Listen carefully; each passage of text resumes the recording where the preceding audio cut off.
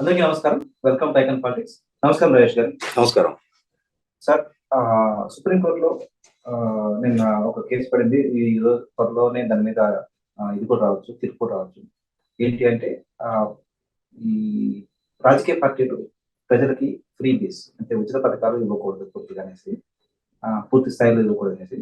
So కాస్త దీని మీద కాస్త విశదీకరించారు సార్. ఎందుకంటే కేంద్ర ప్రభుత్వానికి ఛాలెంజ్ చేస్తూ ఇప్పుడు డిఎంకే లాంటి ఒక ప్రాంతీయ పార్టీ రాష్ట్రంలో 75 రూపాయలకే పెట్రోల్ ఇస్తాను చెప్పాను. కానీ నిజంగానే చాలా మంచి, ప్రజలకు చాలా ఉపయోగకరమైంది. కానీ ఇలాంటివి అన్ని దాని కింద వస్తాయి రావా? కాస్త మీ విశ్లేషణ చెప్పండి సార్. ఇప్పుడు వాస్తవంగా గౌరవ సుప్రీంకోర్టు చీఫ్ జస్టిస్ చంద్రచూడ్ గారు నిన్న ఈ పబ్లిక్ ఇంట్రెస్ట్ లిటిగేషన్ ప్రస్తావన వారి దగ్గరికి రాగానే ఇది చాలా కీలకమైన అంటే పబ్లిక్ ఇంట్రెస్ట్ లిటిగేషన్ ఇది. దీని గురించి మేము ఆల్రెడీ ఇప్పటికే ఇటువంటి అంశం గురించి చర్చించున్నాం. ఇటువంటి సందర్భంలో ఈ పబ్లిక్ ఇంట్రెస్ట్ లిటిగేషన్ రావడాన్ని మేము ఆహ్వానిస్తున్నాం. దీన్ని తక్షణం మేము విచారణ చేపట్టడానికి సిద్ధంగా ఉన్నామని చెప్పని నిన్న ధర్మాసనం మీద నుంచి స్పష్టం చేయడం జరిగింది. అంటే ఒక రకంగా చాలా హేతుబద్ధమైన పిటిషన్ అది. అదే సందర్భంలో ఏది ఉచితం కాదు, ప్రభుత్వాలు ఎంతటి స్థాయిలో సంక్షేమాన్ని అమలుపరచాలి, సంక్షేమం మాటున ఏమేమి చేస్తున్నారు, దీన్ని 100% ఒక సున్నితమైన గీత గీయాల్సిన అవసరం ఉంది అక్కడ. ఇవాళ ప్రపంచవ్యాప్తంగా చాలా దేశాల్లో, దాదాపుగా అన్ని దేశాల్లో వృద్ధుల కోసం అంటే సోషల్ సెక్యూరిటీ పెన్షన్స్ అంటారు, అంటే సామాజిక పెన్షన్లు.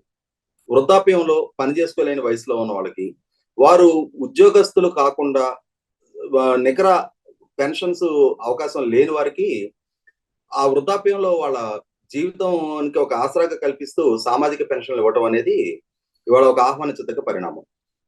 మరి అటువంటి దాన్ని ఇవాళ ఉచితంగా పరిగణించలేము. ఎందుకంటే అది ఏ దేశంలోనైనా సరే ఆ దేశ సీనియర్ సిటిజన్స్ ను కాపాడుకోవాల్సిన బాధ్యత ఆ పౌర సమాజం మీద ఉంటుంది. పౌర సమాజం ఇన్ ద సెన్స్ ప్రభుత్వం వైపు నుంచి అటువంటి సీనియర్ సిటిజన్స్ కి అనారోగ్యంతో ఉండి వాళ్ళు ఆదాయ వనరులు లేని పని చేసుకునే వయసు దాటిపోయి ఉన్నాడని ఆదుకోవాల్సిన బాధ్యత ప్రభుత్వాల చేతిలో ఉంటుంది. అదే సందర్భంలో కొంతమంది ఇవాళ చదువుకొని తల్లిదండ్రుల మీద ఆధారపడి ఉండి నిరుద్యోగులుగా ఉండి ఉద్యోగ ప్రయత్నాలు చేసుకుంటున్న వాళ్ళకి నిరుద్యోగ భృతి అంటారు. అటువంటివి కూడా కొంత ఇవ్వాల్సిన అవసరం ఉంది. ఎందుకంటే ఆ యంగర్ జనరేషన్ వాళ్ళ ఎనర్జీ లెవెల్స్ అంటే ఒక రకంగా సరైన ఉపాధి అవకాశాలు పొందలేక, ఆ పొందలేని పరిస్థితిలో ఒక వయసు వచ్చి కూడా తల్లిదండ్రుల మీద ఆధారపడిపోతున్నాము అని చెప్పని ఒక రకమైన షైనెస్ ఫీల్ అవుతా కొంత ఇన్సెక్యూరిటీతో ఉంటారు. అటువంటి వాళ్ళకి ప్రభుత్వం వైపు నుంచి కొంత వారికి ఒక గౌరవప్రదమైన ఉపాధి అవకాశం పొందే వరకు అటువంటి వారిని ఆదుకోవాల్సిన బాధ్యత పౌర సమాజం మీద ఉంటుంది. కాబట్టి ఇటువంటి కొన్ని అంశాల పట్ల ఫుడ్ సెక్యూరిటీ, పేదలకి సబ్సిడైజ్డ్ రైస్ లాంటివి ఇవ్వటం, లేదు వీట్ లాంటివి ఇవ్వటం అనేది కూడా 100% వాళ్ళు ఆహ్వానించదగ్గ పరిణామం. ఇటువంటి విషయాల్లో అదే సందర్భంలో హెల్త్, ఇవాళ కార్పొరేట్ రంగంలో హెల్త్ ఎంత ఖరీదైన పేరుగా మారిపోయింది అనేది అందరికీ అనుభవం ఉంది. ఇటువంటి సందర్భంలో విద్య, వైద్యం, ఈ సోషల్ సెక్యూరిటీ బాధ్యత ప్రభుత్వాలది. వీటి కోసం 100% ప్రభుత్వాలు క్రాస్ సబ్సిడీ భరించి తీరాల్సిన అవసరం ఉంది. దాన్ని వీలైనంత వరకు స్టేట్ ఇంట్రెస్ట్ లోనే చూడాలి. ఇవాళ జాతికి మెరుగైన సివిక్ కమ్యూనిటీస్ ప్రొవైడ్ చేయాలి, మెరుగైన విద్య అందించాలి, మెరుగైన వైద్యం అందించాల్సిన అవసరం ఉంది. అదే సందర్భంలో వృద్ధాప్యంలో ఆదుకోవాల్సిన అవసరం ఉంది. ఇటువంటి వాటి కోసం ప్రభుత్వాలు వెచ్చించే డబ్బుని ఉచితాలుగా పరిగణించడానికి వీల్లేదు. ఇవాళ అంగన్వాడీ ద్వారా తర్వాత పసిపిల్లలకి, అదే సందర్భంలో గర్భిణీ స్త్రీలకి పోషకాహారాన్ని అందిస్తా ఉన్నారు. మన దేశంలో ఉన్న ఒక ప్రధాన సమస్య వచ్చేటప్పటికి పౌష్టికాహార లోపం. అంటే ఇవాళ అధిక జనాభా వల్ల, పేదరికం వల్ల గర్భిణీ స్త్రీలు పౌష్టికాహార లోపంతో గర్భిణీ స్త్రీలు మృత్యువాత పడతా ఉన్నారు. అదే సందర్భంలో కొత్తగా పుట్టే పిల్లలు ఈ మాల్ న్యూట్రిషన్ అంటే న్యూట్రిషన్ లోపంతో వాళ్ళు కొద్దిగా జన్యు లోపాలతో పుట్టడానికి ఆస్కారం ఉంటుంది. అటువంటి వాటిని నివారించడం కోసం ప్రభుత్వాలు ఇవాళ అంగన్వాడీ అనే ఒక వ్యవస్థ ద్వారా అటువంటి పౌష్టికాహార లోపాన్ని నివారించడం కోసం కొన్ని చర్యలు ప్రభుత్వాలు తీసుకున్నారు. వీటిని కూడా మనం ఫ్రీగా పరిగణించడానికి వీలైన పరిస్థితి. కాబట్టి ఏంటంటే ప్రభుత్వాలు కొన్ని సంక్షేమ కార్యక్రమాలు అమలు చేయడాన్ని ఫ్రీబీస్ గా పరిగణించడం. కాకపోతే ఎన్నికల సందర్భంగా మీకు స్కూటీలు కొనిస్తామని ఒక పార్టీ, మీకు ల్యాప్టాప్లు ఇస్తామని ఇంకొక పార్టీ, మీకు ఓటుకు 5,000 ఇస్తామని ఒక పార్టీ, లేదు మాకు అధికారం కట్టబెడితే నిన్న కాంగ్రెస్ పార్టీ ప్రకటించింది 1 సంవత్సరంలో 1,00,000 రూపాయలు ఒక మహిళకు అందజేస్తాము అని చెప్పని. అదే సందర్భంలో మీరు ఇందాక ప్రస్తావించిన కరుణానిధి గారి పార్టీ అంటే డిఎంకే పార్టీ స్టాలిన్ గారి నాయకత్వంలో లీటర్ పెట్రోల్ 75 రూపాయలకి ఇస్తాము అని చెప్పని, 75 రూపాయలకి లీటర్ పెట్రోల్ ఇవ్వాలి అని అంటే ఖచ్చితంగా కనీసం 1 లీటర్ కి 30 రూపాయలు స్టేట్ గవర్నమెంట్ క్రాస్ సబ్సిడీ భరించాల్సిన పరిస్థితి ఉంటుంది. మరి అంతటి ఆర్థిక భారాన్ని మోయగలిగే పరిస్థితిలో రాష్ట్ర ప్రభుత్వాలు ఉన్నాయా? ఇవాళ మరి ఖచ్చితంగా అది రాష్ట్ర ప్రభుత్వాలకు ఒక పెను సవాలుగా మారే అంశమే. ఇది కేంద్ర ప్రభుత్వం చేస్తారంటున్నారు.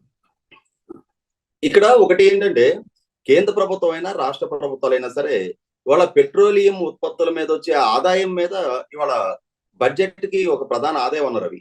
ఇవాళ రాష్ట్ర ప్రభుత్వానికైనా కేంద్ర ప్రభుత్వానికైనా ఇవాళ తలకు మించిన భారంగా ఇవాళ బడ్జెట్ అంటే ఖర్చులు పెరిగిపోతా ఉన్నాయి. ఆ ఖర్చుల్లో ఉద్యోగుల జీతభత్యాలు ఉంటున్నాయి, ఇన్ఫ్రాస్ట్రక్చర్ క్రియేషన్ ఉంటుంది, అంటే అసెట్ క్రియేషన్.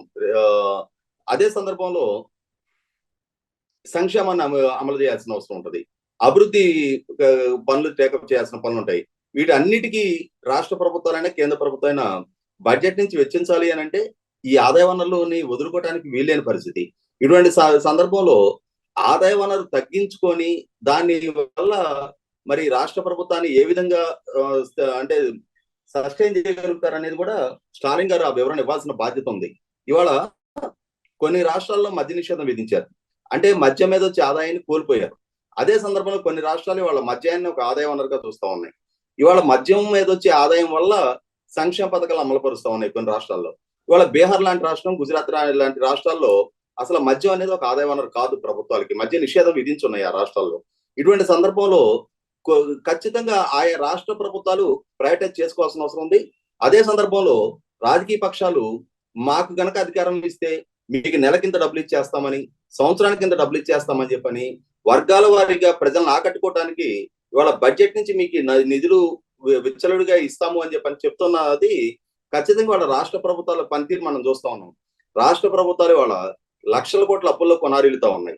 లక్షల కోట్ల అప్పులు తీసుకొచ్చి ఆ అప్పుల ద్వారా సంక్షేమ పథకాలు అమలు చేస్తా ఉన్నారు. సహజంగా పెట్టుబడులు రప్పించి ఎంప్లాయ్మెంట్ క్రియేట్ చేసి మార్కెట్ పొటెన్షియాలిటీ పెంచి తద్వారా వెల్త్ జనరేషన్ చేయడం ద్వారా ప్రభుత్వాలకు ఆదాయ వనరు పెంచుకొని దాని సంక్షేమాన్ని ఖర్చు పెట్టడం ఒక ఆరోగ్యకర పరిణామం. కానీ అలా కాకుండా అభివృద్ధికి లేకుండా, పెట్టుబడులు లేకుండా, ఉపాధి కల్పన లేకుండా, సంపద సృష్టి జరగకపోయినా కూడా అప్పుల మీద ఆధారపడి ఉండి ఈ అప్పులు తీసుకురావడం కోసం ఆర్థిక క్రమశిక్షణ రాహిత్యంతో ఇవాళ ప్రభుత్వ ఆస్తులని కుదవబెట్టేసి భవిష్యత్తులో వచ్చే బడ్జెట్ ఆదాయాల మీద కూడా అప్పులు తీసుకొచ్చి ఇవాళ తాత్కాలికంగా ఎన్నికల ప్రయోజనాల కోసం ఇవాళ రాష్ట్రాన్ని అప్పుల కుప్పగా మారుస్తున్న రాష్ట్రాలు ఆంధ్రప్రదేశ్ లాంటి ఎగ్జాంపుల్ మన కళ్ళ ముందు కనిపిస్తా ఉంది. ఒక 5 సంవత్సరాల టెన్యూర్లో జగన్మోహన్ రెడ్డి గారి ప్రభుత్వం ఇవాళ 7-8 లక్షల కోట్ల రూపాయల అప్పులు తీసుకొచ్చింది అని అంటే, భవిష్యత్తులో వచ్చే మద్యం ఆదాయం మీద కూడా అప్పులు తీసుకొచ్చారు అని అంటే, భవిష్యత్తులో వచ్చే మైనింగ్ ఆదాయాల మీద కూడా ఇవాళ ఏపీఎండిసి రీసెంట్ గా 7,000 కోట్ల రూపాయల అప్పులు తీసుకొచ్చింది అని అంటే, ఏ విధంగా రేపటి రోజున ఈ అప్పులు తిరిగి చెల్లించగలుగుతారు? ఒక సంవత్సరానికి రేపటి రోజున ఎన్ని వేల కోట్ల రూపాయలు ఈ అప్పులు వడ్డీల కింద రాష్ట్ర ప్రభుత్వ ఖజానా నుంచి కట్టాల్సిన పరిస్థితులు ఉత్పన్నం అవుతాయి. రాబోయే ప్రభుత్వాలు ఏ విధంగా సస్టైన్ అవుతాయి, ఏ విధంగా డెవలప్మెంట్ యాక్టివిటీ కానీ సంక్షేమాన్ని కానీ అందించగలుగుతాయి? ఇటువంటి పరిస్థితిలో ఏతావత చేయగలిగేది ప్రజల మీద అధిక పన్నుభారం మోపటమే. ఇవాళ ప్రభుత్వాలు సంక్షేమాన్ని అమలుపరుస్తున్నా, ఉచితంగా డబ్బులు ఇస్తున్నా, ప్రభుత్వాలకు ఉండే ఆదాయం అన్నారు అయితే ప్రజల నుంచి పన్నుల ద్వారా వసూలు కావాలి, లేదు అని అంటే రాష్ట్రాన్ని అప్పుల కుప్పగా మార్చాలి. అంతకు మించి వేరే ఆదాయ వనరులే లేనప్పుడు ఆదాయం అంటే ఇవాళ ఒక్క సంక్షేమ తాము అభివృద్ధి చేసి ఆ అభివృద్ధి ప్రాతిపదికగా ఓట్లు అడగలేని పరిస్థితుల్లోనే ఇటువంటి ఉచిత హామీల ద్వారా ఓట్లు అడిగే పరిస్థితులు ఉత్పన్నం అవుతాయి. తాము నిజంగానే అభివృద్ధి చేస్తుంటే ఆ అభివృద్ధిని ప్రజలు గుర్తిస్తే ఖచ్చితంగా అదే ప్రభుత్వాన్ని ఎంపిక చేసుకుంటారు. అభివృద్ధి చెయ్యని పరిస్థితిలోనే ఎలా అయినా సరే గెలవాలి, జో జీత వహి సికింద్ర అన్నట్టుగా గెలిపే లక్ష్యంగా పార్టీలు పనిచేసేటప్పుడు ఇటువంటి అత్యుత్సాహ ప్రదర్శన కొనసాగుతూ ఉంటది. అంతిమంగా రేపటి రోజున రాష్ట్రాలు అప్పుల కుప్పగా మారిపోతుంటే అది దేశాన్ని కూడా అప్పుల కుప్పగా మార్చినట్టే. ఇవాళ రాష్ట్ర ప్రభుత్వాలైనా కేంద్ర ప్రభుత్వాలైనా అంటే రాష్ట్ర ప్రభుత్వాలనే కాదు, ఇవాళ ఎన్నికల రంగంలో పోటీ పడుతున్న ఏ రాజకీయ పార్టీలైనా సరే సమాజం పట్ల బాధ్యత వ్యవహరించాలి, రాష్ట్రం పట్ల బాధ్యత వ్యవహరించాలి. దేశం పట్ల బాధ్యత వ్యవహరించాలి. ఖచ్చితంగా ఆర్థిక క్రమశిక్షణ పాటించి తీరాల్సిన అవసరం ఉంది. ఇదే వరవడి కనుక కొనసాగినప్పుడు ఈ పార్టీల మధ్య ఒకరి నుంచి ఒకరు ఆకట్టుకునే వాగ్దానాలు ఇవ్వటం అనే ప్రాతిపదికగా వాగ్దానాలు ఇచ్చుకుంటూ వెళ్ళి తద్వారా ఓట్ల పోలరైజేషన్ ప్రయత్నం చేస్తూ వెళ్తున్నప్పుడు రేపటి రోజున ఇంకొక గ్రీస్ లాంటి అనుభవం, ఇంకొక శ్రీలంక లాంటి అనుభవం ఆంధ్రప్రదేశ్ రాష్ట్రానికో భారతదేశానికో ఎదురు కావడం ఖాయం. చూద్దాం సార్, ఈ విషయాన్ని సుప్రీంకోర్టు సరైన సమయంలో తీసింది బయటికి. కాస్త దిశానిర్దేశం చేసి దేశం రాష్ట్రాలు తప్పకుండా చర్యలు ఉపక్రమించాలని ఆశిద్దామని. ధన్యవాదాలు సార్.